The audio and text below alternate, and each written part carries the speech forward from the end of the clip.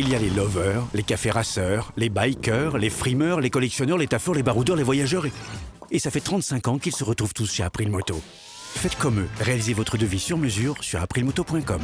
April Moto, l'assurance en plus facile.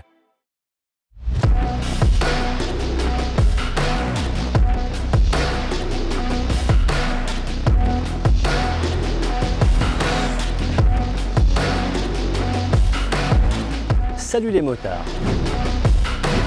Les rosters sont trop basiques, les trails sont trop communs. Triumph a trouvé la solution, c'est cette nouvelle Tiger Sport 660. Nouvelle parce que nouveau réservoir, plus important, 18,6. Une esthétique largement tirée des Tiger Sport 800, mais également moteur et châssis, vous allez voir pourquoi. Alors tout d'abord en esthétique, écoutez, on retrouve le style Triumph, vraiment dynamique, il n'y a aucun problème. On sait bien qu'on n'a pas à faire un gros trail qui va les barouder dans la terre. Non, on est sur la route ici. J'apprécie particulièrement ces écopes sur le côté qui viennent protéger largement le pilote et qui apportent là aussi du dynamisme sur les flancs.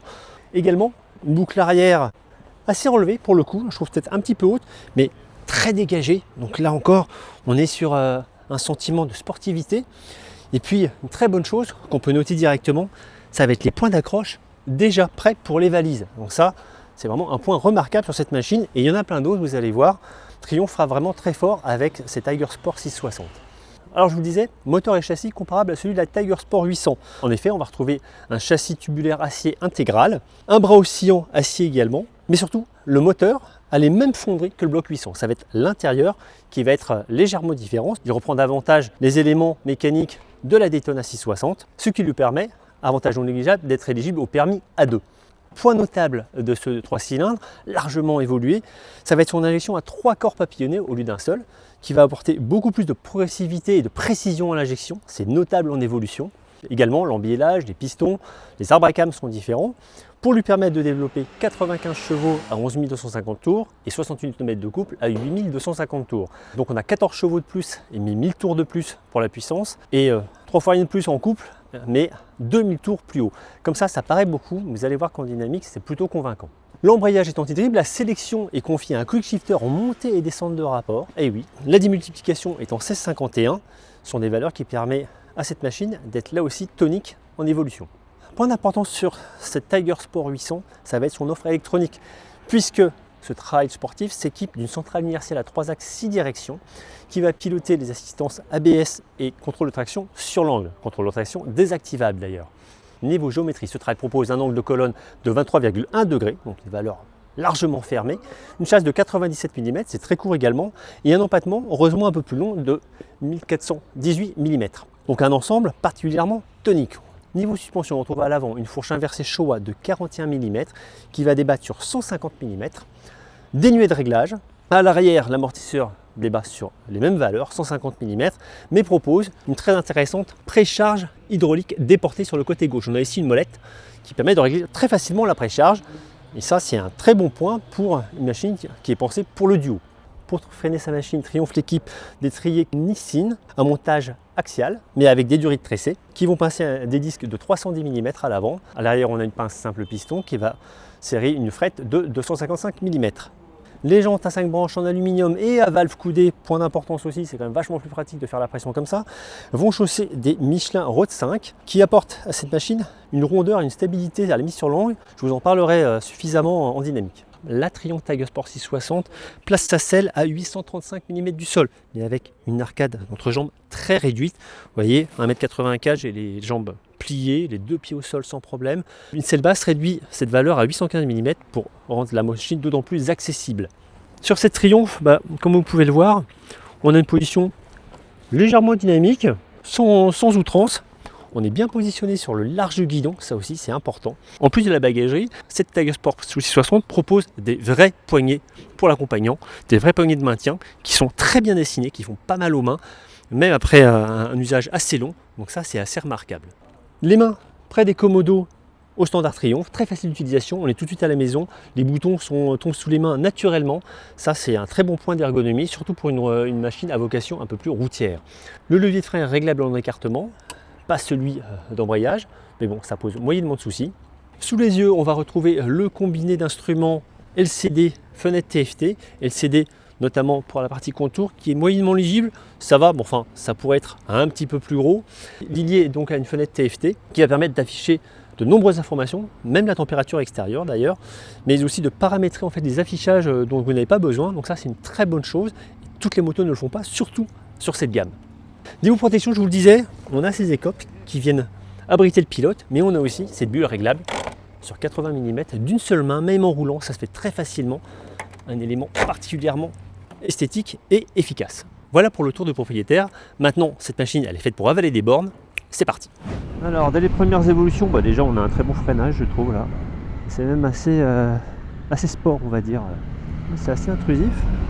Peut-être réduire l'écartement à la poignée qui est donc réglable pour le frein. Évidemment, on est sur un 3 cylindres, donc la disponibilité moteur est très très bonne. Mécanique très souple. Ouais, on passe en 4 à 30 km/h, 35 quoi. On retrouve un peu cette finesse de fonctionnement qu'on a sur la 800. Et clairement au niveau de l'injection, on sent tout de suite que c'est plus doux, plus précis qu'auparavant. Et déjà le quick shifter qui s'annonce excellent. Allez hop, on remonte du bout de la botte. Ouais, c'est précis, c'est doux, mais suffisamment ferme. Donc une très bonne commande de sélection. On a une machine très agile à barre régime. On sent bien que l'angle de colonne est vraiment très fermé, c'est très réactif sur les appuis, guidon, repose-pied. Allez, on est sorti un peu de l'agglomération et je suis passé en mode road parce que j'étais en rain. Et il y a une bonne différence entre les deux modes en termes de réaction à la poignée, à l'accélération. Au-delà de 5000 tours, on sent vraiment la différence. Et c'est au-delà de 7000 révolutions que le trip commence vraiment à pousser.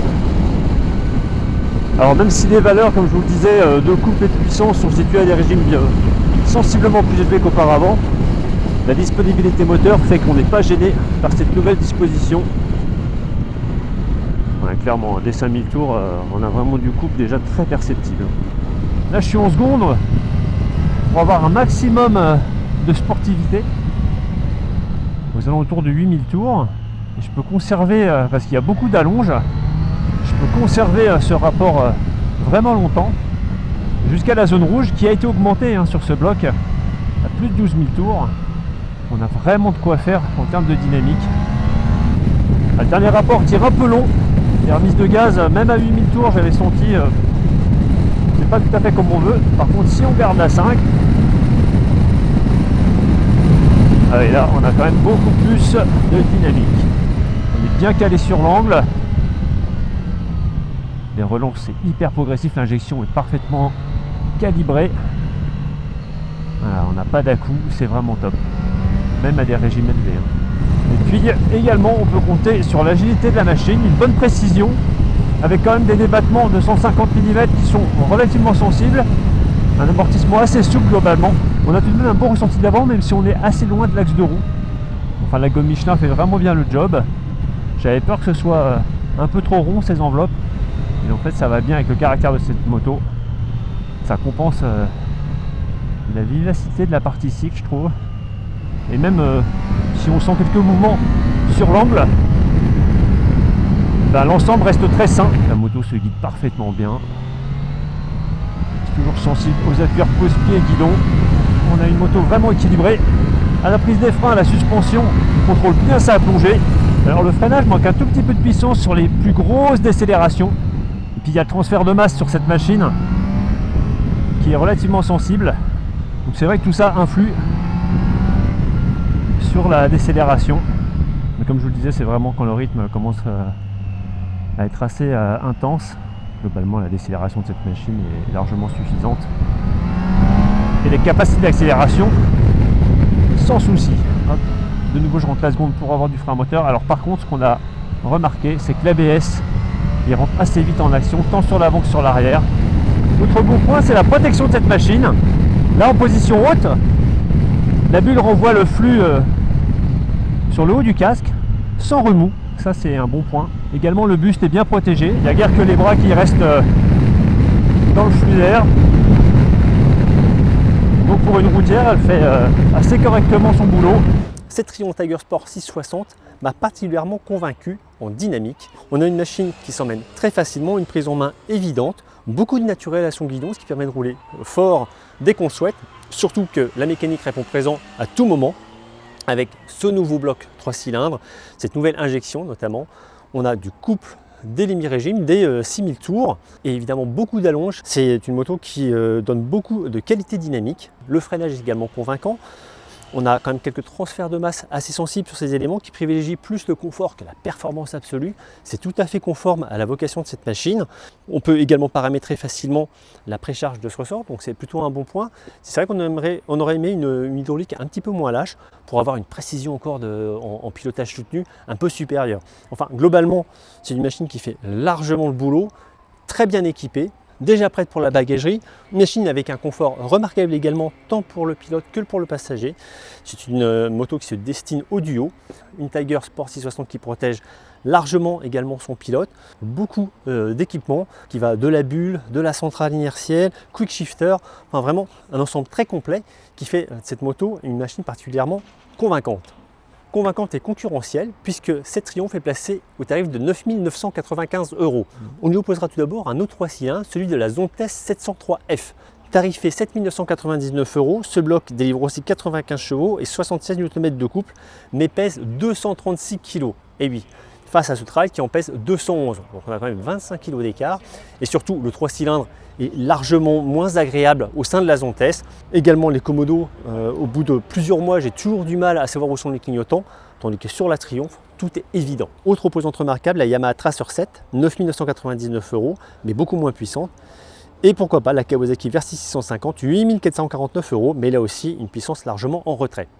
Voilà ce que je peux vous dire à la suite de cette prise en main de cette Triumph Tiger Sport 660, une machine qui a largement évolué. Je vous en dis évidemment bien plus en ligne sur lerepairdemotards.com.